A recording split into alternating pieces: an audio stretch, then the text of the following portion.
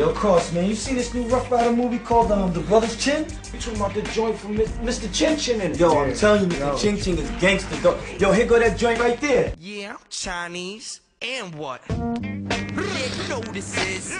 Jin, let me tell you this. The days of the pork fried rice and the chicken wings coming to your house by me is over. Y'all gon' learn Chinese. Y'all gon' learn Chinese.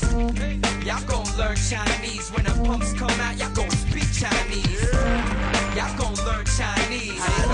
Y'all gon' wanna be Chinese. Y'all gon' learn Chinese. When the pumps go off, y'all gon' speak Chinese.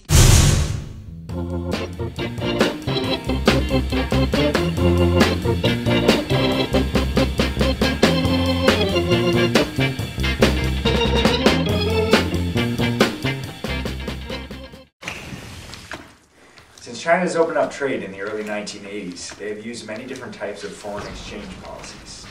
These have been highly disputed and are of great concern to other foreign nations. We will now take a look into exactly what those different policies were and how they affected other countries. When the Chinese opened up trade in 1981, they started to devalue their currency so they would promote exports. As you can see in the gradual rise from 1981 until 1986.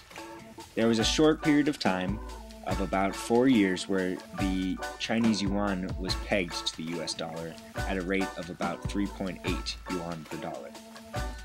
It was then allowed to depreciate even more artificially until it reached its peak in 1994 at around 8.62 yuan per dollar. From there, it was pegged to the US dollar for about 10 years. Succumbing to political pressure on July 21, 2005, the peg was finally lifted. This saw an immediate runoff of the renminbi to around $8.11 yuan per US dollar. This trend continued, and the Chinese allowed the yuan to be in a managed float, oscillating to start with at around 0.3% per day, and then they later extended that band of oscillation to 0.5%. This is where you see that small downward trend from 2005 until 2008. Since July 2008, the renminbi has been pegged to the US dollar.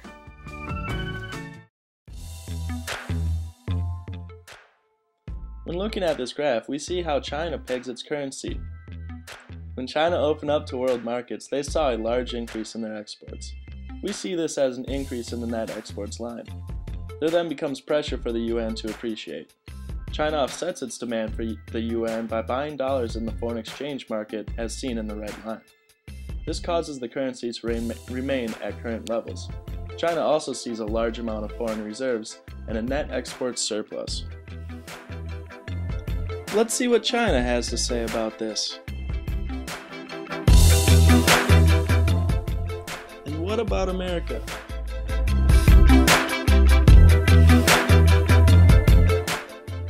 And you, Bob?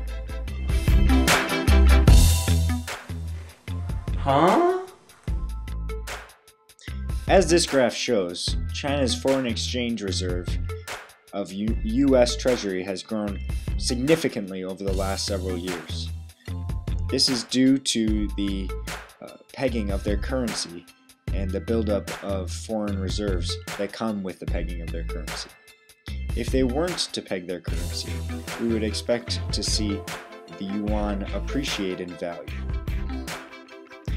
This model suggests that the appreciation of the yuan will bring trade balance between the US and China down. We would expect to see China have less of a surplus in net exports, and the US would decrease their amount of deficit. However, the global economy does not consist of two countries, as our model assumes. Rather, it is comprised of many countries, which means that those manufacturing jobs that would have gone to America in the two-country model would go to another country whose exchange rate allowed it to import goods to America at a lower price than the price China or America could produce those goods. Due to this, The appreciation of the yuan might not help America recover as much as some economists believe, and the trade balance between China and America might not rebalance as much as those economists hope. The assumption that the only option is to bring those manufacturing jobs back to America is a poor one at best, especially given all the other options available around the world.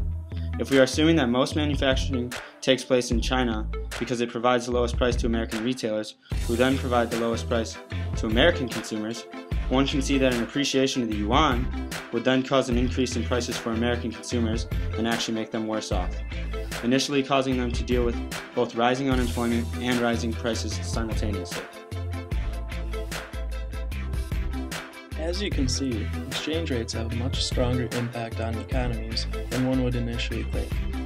Further, it is still not known what the most efficient policies are for controlling these interest rates. Many implications are derived from the policies created in order to control these fluctuations. Today, China is by and far the world's largest exporter.